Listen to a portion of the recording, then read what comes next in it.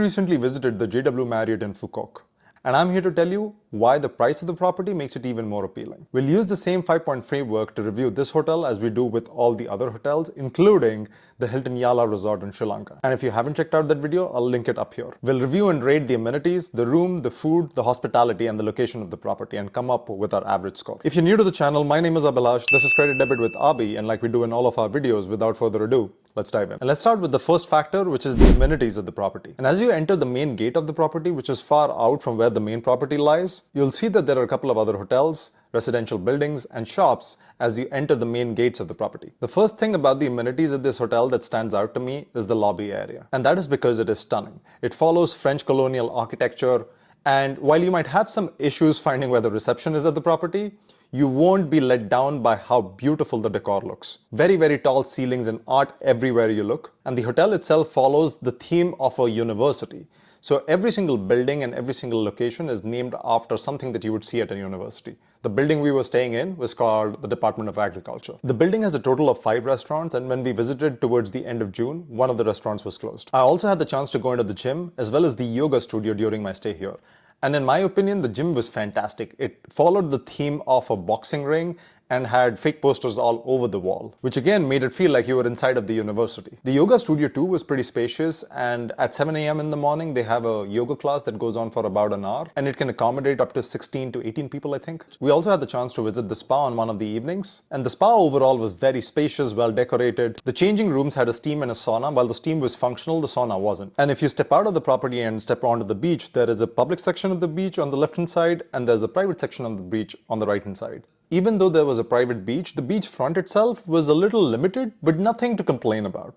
Overall, in my experience, the amenities at the property get a 5 out of 5. Which then brings us to factor number 2, which is the room that we stayed at. I have Platinum Elite status with Marriott with the Marriott Bonvoy Brilliant card from American Express. And I've said this in my previous videos where your status might not mean much when you're traveling in and around the US, but it really translates your experience into something else when you're traveling in Asia. We had booked the base room at the property, which was the garden-facing room, but as soon as we arrived at the property, the receptionist came to us and informed us that we had been upgraded to the ocean view room. And this is going to be a game changer, as you will see in a second. Now, while my status allowed us breakfast for 2 people at the property, they also extended it to 2 more people, accommodating all 4 people who were traveling in this party. Now, that itself is a game changer, as we'll see in the next section when we talk about food, but the breakfast spread was humongous. And you can easily value breakfast at the property at least $30 a person. So that's $120 that you've made back on the credit card right away. But let's get back to the room itself, because that's what this review is about. The best way to describe each of the rooms was eclectic.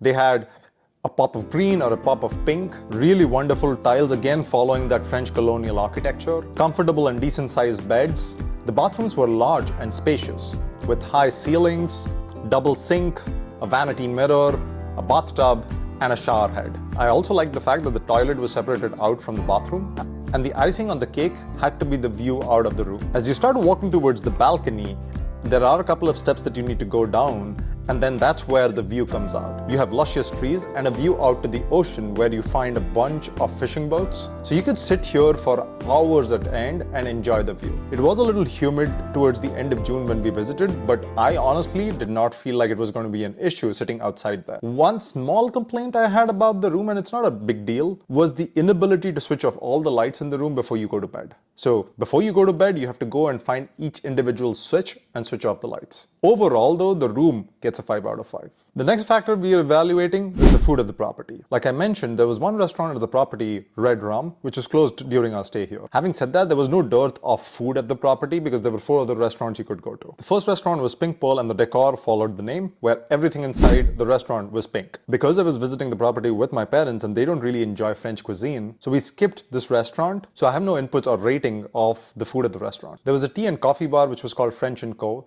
This place served sandwiches, teas, all types of Vietnamese coffee, which I highly, highly recommend. We ordered the iced Vietnamese coffee, which had condensed milk, and this was delicious. Definitely worth a try when you are visiting the property. We also ordered a banh mi and a sandwich, and both of those were really good as well. And this bar too follows the theme of eclectic and French colonial architecture, so you see that represented everywhere. There was also a lab-themed bar with the chemical names and nomenclature from the periodic table listed everywhere, which was fun for me. When we checked into the property, we were given a coupon with 2 free drinks, and we were able to redeem it at this particular bar. So we had a couple of drinks here with some snacks, and again, nothing to rave home about, but it also was pretty good. The restaurant we ate the most amount of meals at was called Tempus Fugit, I think. We had breakfast on both the days that we stayed here and dinner on one of the nights. Like I said before, the breakfast spread was humongous. You had everything from fruits, coffee, to Asian cuisine, to Western options, a live omelette counter, and pretty much anything that you can think of in between. Smoothies, juices, and while most of the food was pretty good, the one thing that stood above everything else was the fruits. The fruits were absolutely delicious. And so I had no complaints whatsoever about the breakfast of the property. However, as we moved to dinner, things changed a little bit. One of the nights when we had dinner at the property, we ordered a crab fried rice, we ordered a chicken thai curry, and we also ordered a noodle. While the crab fried rice and the noodles was really good, the chicken thai curry wasn't at all. And that's where I have the biggest issue with the food here. So the chicken thai curry is what is making me rate this a 4 out of 5. Let's move on to the fourth factor, which is the hospitality at the property. Hospitality is where most properties in Asia really shine, and this property was no different. Every single person at the property was very, very attentive.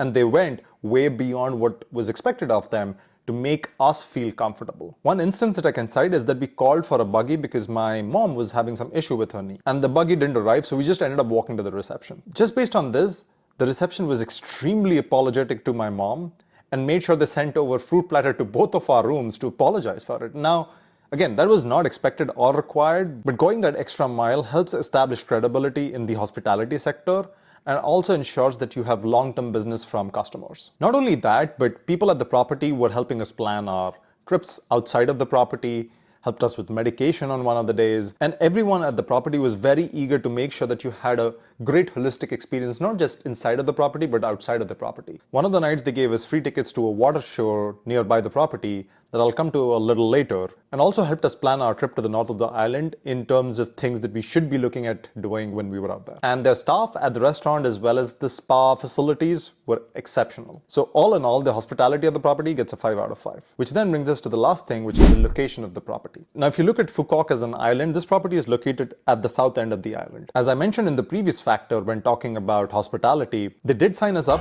for a water show, which was a spectacle to say the least, although there wasn't much of a storyline to the show. However, everything else is pretty far from the property. So if you wanted to go to the Vinpearl Safari or the amusement park, that's about a 90-minute drive from the JW Marriott. There's also a large town in the middle of the island, and that too is at least a 45-minute drive from the JW Marriott. The good thing is you can always order a Grab, which is the equivalent of Uber or Lyft if you live in the US. Given that mixture, the location of the property gets a 4 out of 5, which brings us to an average score of 4.6, which is right around the average score that the property has on Google Maps. We booked this property for about $250 a night per room. And that's where if you look at all the 5 factors, this property makes a lot of sense. The value to the price that you pay is actually pretty remarkable. Just the breakfast alone would pay you back $120 a single day. So over 2 nights, that's about $250 right there. And that's why I think the price of the property becomes the differentiator for why this is a great choice if you're visiting Phu Quoc. If you've visited the property, let me know in the comments below what your experience was. And like always,